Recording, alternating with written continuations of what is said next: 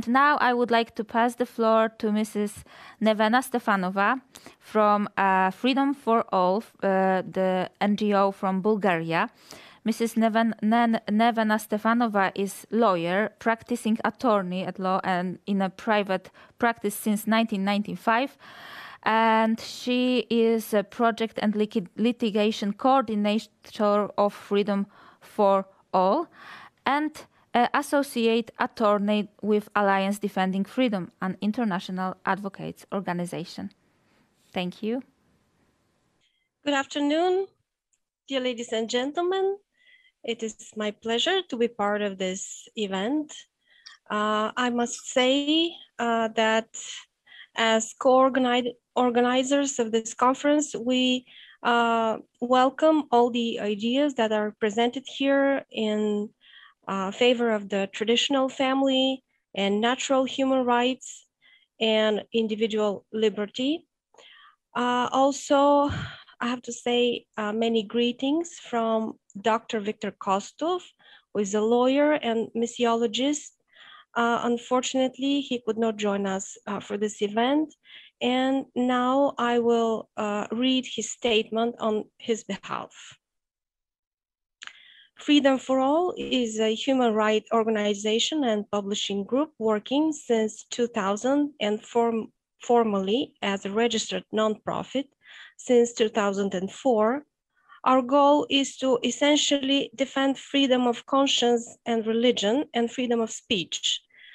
The Geneva Consensus Declaration is an important document which contains a number of provisions which enhance the role of women, protects their rights, and protects the traditional family.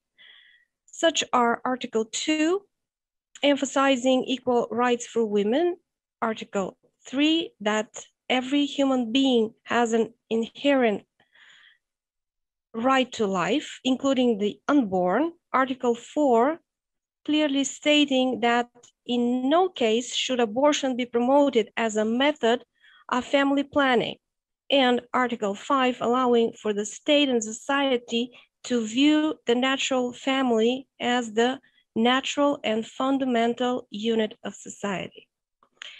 We're also pleased that Article 7 affirms the importance of national sovereignty and the primary role of national governments in making policy decisions regarding healthcare, the so-called universal health coverage, while keeping in mind the local context. In addition, we are pleased that the declaration refers to the obvious truth that there is no international right to abortion, as there could not be a right to end another human being's life. It is also commendable that the document has the goal to advance supportive public health policies, not just for women, but also for families. The role of NGOs in the fulfilling of the goals of this declaration may be twofold. Firstly, to promote the ideas, and especially those mentioned above, in the declaration on the local and international level as good policy markers. Those are the support for the natural family, individual and natural rights, support of the right to life for the unborn, and the individual and family right to privacy and conscience. Secondly, the NGOs have an important role to be a corrective to the centralization of thought and power, as their role is to approach any issues from the perspective of the citizenry they serve. Of course, that role depends on how concerned the entity is with the well-being of the people and to what extent it remains financially independent of these networks, especially influential international bodies, so that a citizens' organization as the NGO can really speak truth to power. We are concerned with certain formulations in the declaration. For example, Article 6 speaks of universal health coverage, which is necessary for achieving the sustainable development goals related to well-being, which is considered related to more than health. It is stated that health is a state of complete physical, mental, and social well-being. This verbiage is sure unsettling as it aims to address more than one's physical problems, but also his or her mental and seemingly spiritual well-being.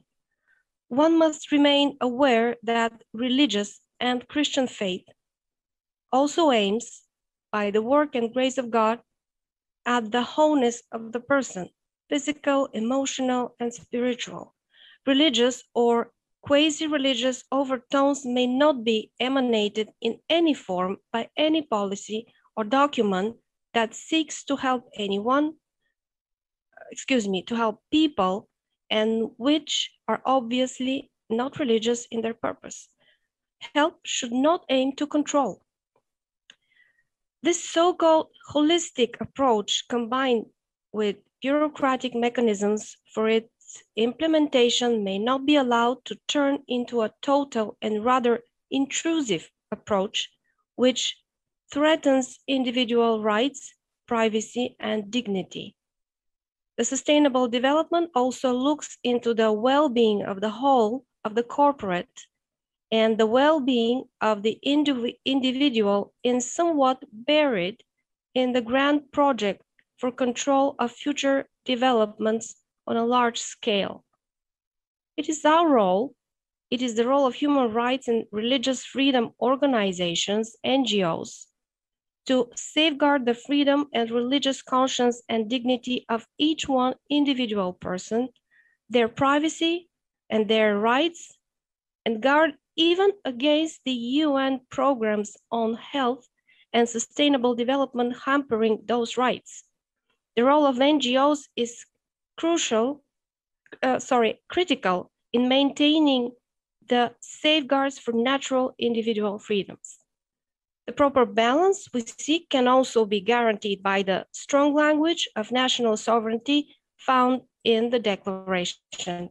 It is our task to help ensure the UN remain within its initial goals, to facilitate the conversation between peoples and sovereign nations, and not turn into a totalitarian superstate overwhelming sovereign nations and individuals with health care, protection, and development plans that control rather than care.